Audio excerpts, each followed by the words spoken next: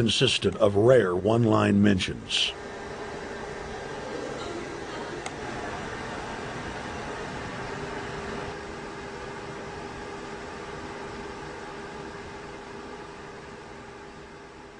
With the rise of the alternative media, their stranglehold on information has begun to slip.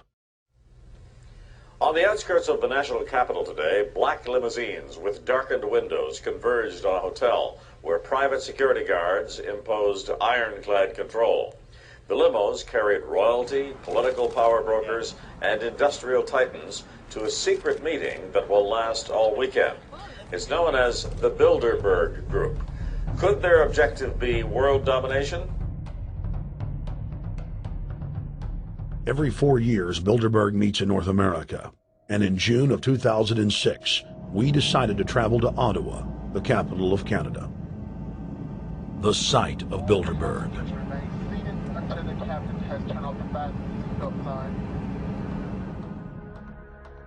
In Bilderberg's long history, many reporters attempting to cover the group have been harassed, detained, and even jailed.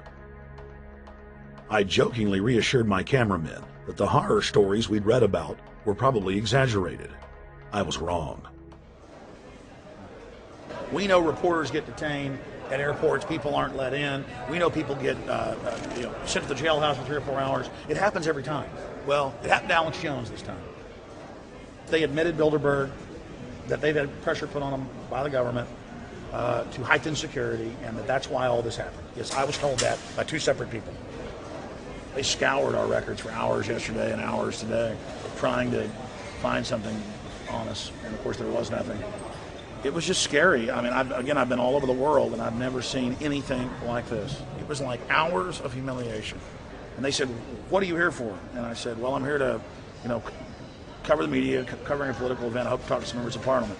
I was answering all the questions. It was clear I wasn't a threat. It was clear I didn't have any criminal record. It was clear I was press. It was clear I was coming to interview people.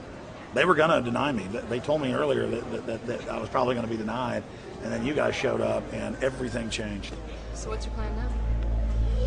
My plan is to go out and try to interview Jim Tucker, try to go down to the Bilderberg Group and maybe catch some of them still arriving, and try to still make a documentary.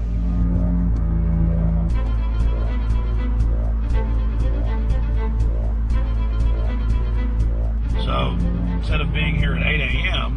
in the morning when the Bilderberg Group attendees, the 100 elite of the planet, start showing up, we're going to be getting here about 3:30 or so, and we'll see if we can catch any of the elites coming in.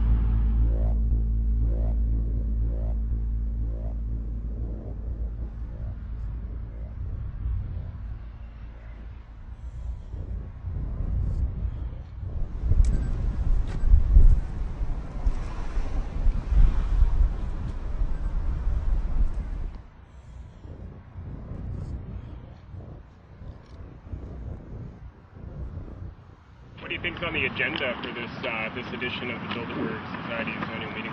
They're debating the attack on Iran. They're talking about how to take out Hugo Chavez. They're talking about how to get their American Union in that destroys Canadian, U.S., and Mexican sovereignty. So we're talking about the death of Canada is what's happening in there right now. The death of your sovereignty is happening in there right now. CNN has even reported that these individuals have put out the policy reports through the Council on Foreign Relations that writes their scholarly white papers to end the United States, to end Canada, and to end Mexico. About 10 have come in. They've been coming in slowly in typically big black cars with what appears to be bulletproof glass, and we've got a few pictures of some of the people. We're being kept well back from the building by an awful lot of security people, but there'll be more security as this thing develops. Again, just a reminder to stay off the property, okay? I am. This is the line. We checked with the city. Thank you. Yeah. Okay. That's the ex-president of Ireland? Maybe? Okay, Danny will know. I came here from upstate New York. I booked a room way in advance. When I checked in at 10 o'clock at night, they told me I had to be out at 8:30 in the morning. And so, of course, I complied to what they wanted. I wasn't happy about it because I had been tired. I drove quite a long way. Then I went down to have something to eat. and I just saw a bunch of security here, and I was wondering what was going on, and I asked questions, and they said they were having a wedding or they were having some sort of reception.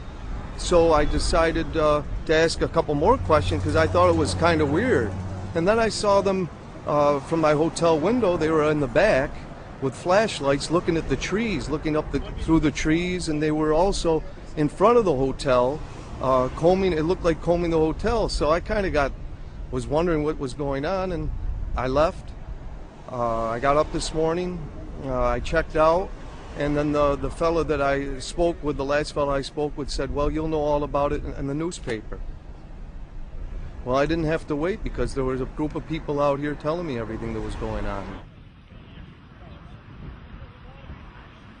They're not fooling anybody any longer when you've got this many cops, you know, and detaining Alex Jones at the border.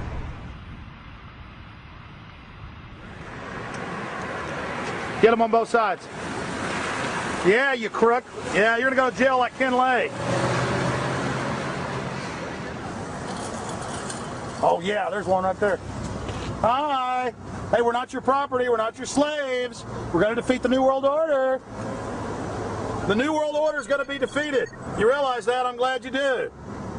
Always does throughout history.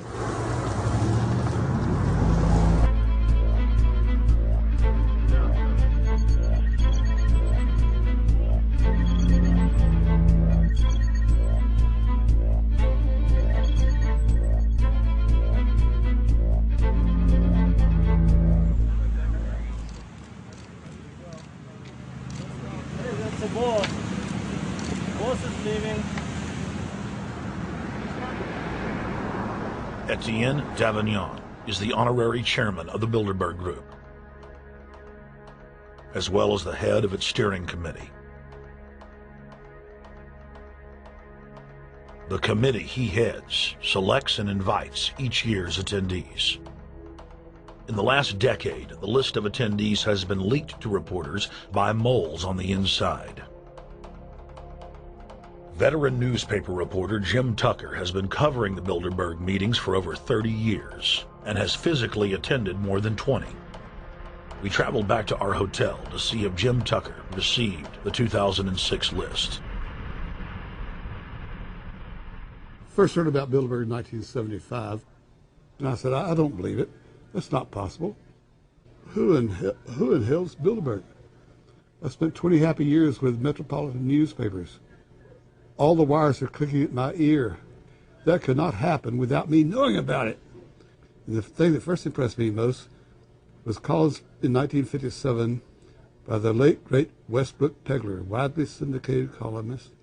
He wrote 2 lengthy columns about how approximately 100 leaders of international finance, heads of state, high public officials, were meeting behind armed guards and closed doors on Jekyll Island, sealed off. What are these powerful internationalists doing? And why is it so secret? Why does it have armed guards outside? Why is it sealed off? The newspapers totally ignore it. Not a word. Total blackout in the United States. Since then, I've never stopped pursuing Bilderberg, or the whole international gangster organization led by Rockefellers and Rothschilds, as they manipulate the world for their own selfish interest.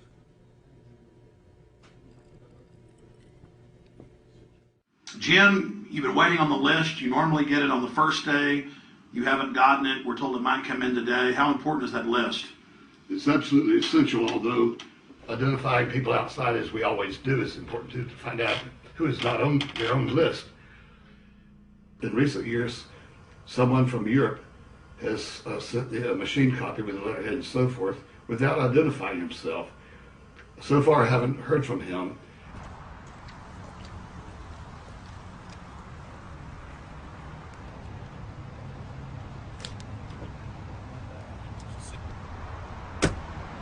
Well, Bilderberg assumed that name in 1954 at their first meeting as Bilderberg at the Bilderberg Hotel.